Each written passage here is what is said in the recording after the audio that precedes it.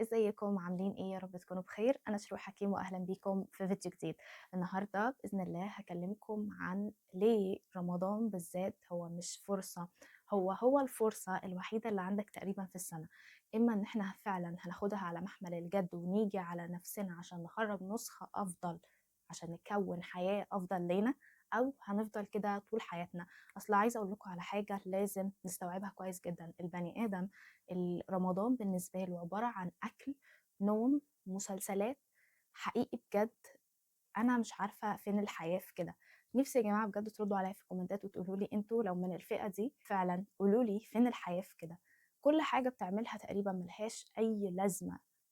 تستفيد ايه لما بتقعد تتفرج على المسلسلات اللي ما بتخلص؟ كل الحاجات دي هي اللي بتضيع وقتنا وبتضيع مجهودنا وبالتالي بتضيع حياتنا. فانا بليز عايزاكم تركزوا معايا، لان فعلا يا جماعه رمضان فرصه لاي حد عايز يطور من نفسه، عايز فعلا يعمل حاجه مفيده في حياته. ما بقولكوش على فكره احنا هنروح نبني هرم رابع، لا، احنا كل الفكره ان احنا فعلا عايزين نعيش حياه كويسه، وده مش هيجي لحد نايم على الكنبه قدام مسلسل.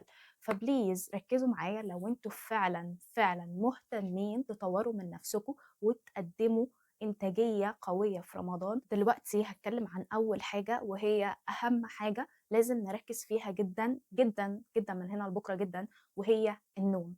النوم انتوا ما تتخيلوش بس انت هتستفيدي قد ايه لو انت بس عدلتي وقت نومك. بصوا يا جماعة، احنا طبيعي جدا كل يوم البني ادم بينام، بس ما ينفعش بني ادم ينام 12 ساعه في اليوم ويبقى همه ان هو بكره هيصحى هيبدا حياه جديده وهيعمل خطه وهيذاكر. الكلام ده مش موجود. الكلام ده زي ما قلت لكم بيكون في احلام اليقظه على الكنبه قدام التلفزيون. الكلام ده مش موجود خالص. مفيش حد عايز يطور من نفسه الا وفعلا بينام صح.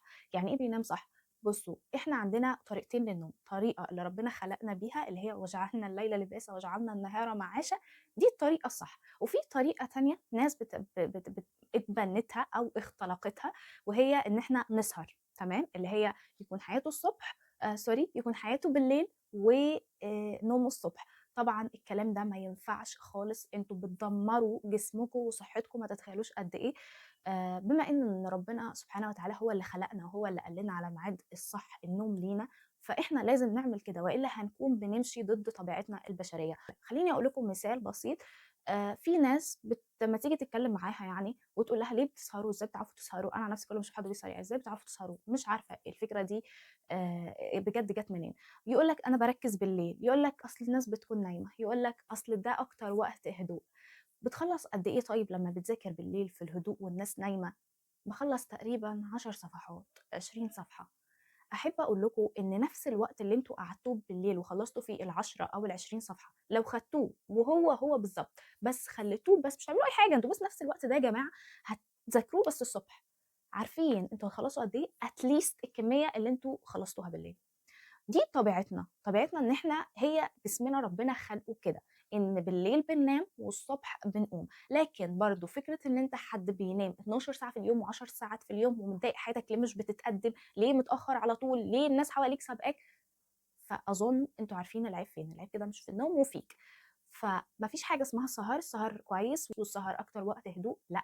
اللي عايز يقعد هيذاكر او وراه حاجه هيعملها حتى لو كان في فرح جنبه. عن تجربه بقول لكم، اصل هي الدنيا كده يا جماعه، بجد والله هي الدنيا كده. انت لازم دايما هتعيش جانب وحش عشان تاخد حاجه حلوه. فالجانب الوحش ده انت يا اما هتكون وحش زيه، وبالتالي انت فعلا هتشقلب حياتك وتشقلب ساعتك البيولوجيه الطبيعيه وتشقلب كل دنيتك لمجرد ان انت واحد بتقوم بالليل وتنام الصبح. اما فعلا هتحارب الظروف وعلى قد ما تقدر تكون بني ادم كويس ومهتم بصحته.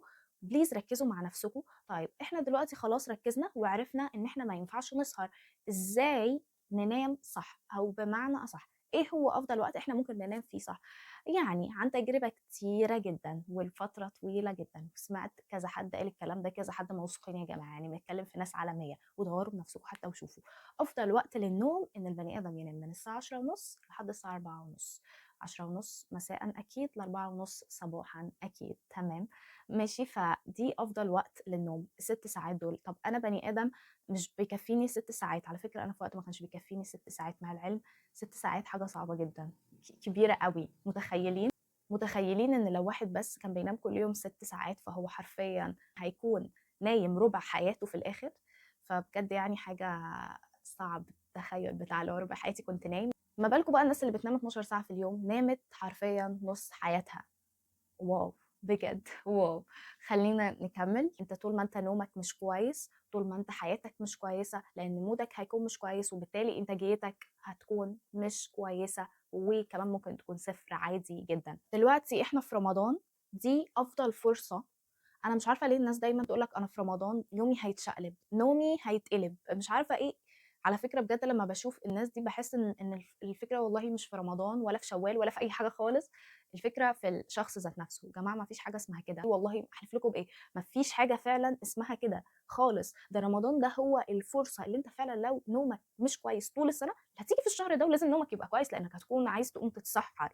السحور بيكون تقريبا على الساعه 3 4، فانت لازم تكون نايم كويس، بالتالي هتقوم الفجر غصب عنك عشان تصلي الفجر وبعدين تقضي يومك، مش تصلي الفجر وتنام. ده هي بجد دي الفرصه حقيقي. والله ما فيش حد هيستوعب الكلام اللي انا بقوله ده الا فعلا اللي هيعيشه وهيحس باهميه وقت البركه، وده عن تجربه شخصيه صح تماما.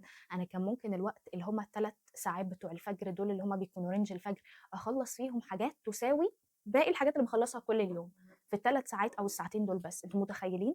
فبليز ابعدوا عن الناس اللي دايما تقول لك انا مش عارفه ايه ده، احنا هنشقلب حياتنا في رمضان، احنا هنسهر في رمضان، احنا مفيش حاجه اسمها كده خالص. بجد الناس دي هي اللي عندها مشكله نفسيه، حتى لما جت فرصه الحل شايفينها ان هي حاجه ضدهم. فبليز استقل بنفسك واعمل لك فعلا حياه تستحق ان انت تعيشها، حياه حلوه مش حياه صحتك فيها تعبانه. وخلي بالكم انا قلت الكلام ده قبل كده، الجهاز اللي بينظف الجسم من جوه ده اصلا بيشتغل من الساعه 11 للساعه 3. فدي حاجة مهمة جدا يا جماعة ان احنا ناخد بالنا منها، لان حرفيا دي صحتنا وما فيش حاجة اهم من صحتنا في الدنيا. اتمنى فعلا تكونوا استفدتوا كتير بالفيديو. مع السلامة.